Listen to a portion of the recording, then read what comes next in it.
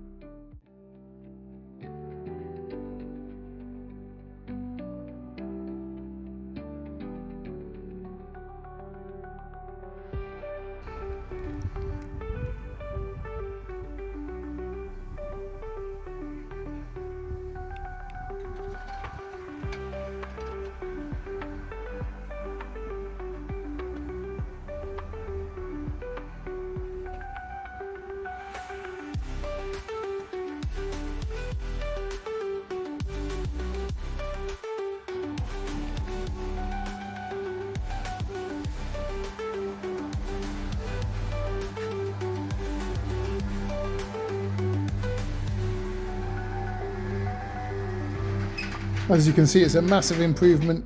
There's no gaps, so I won't get any leaves blowing in underneath. And I've got the clicker to open and close the door, which just makes the garage so much more usable. Also, the opening's a lot wider as well, because the old door had wooden packings on there, so easier to get the car in and out. Anyway, that's the before door, and now after. A lot better. Thanks, Xpanda. Check out the description for links. And don't forget to like and subscribe.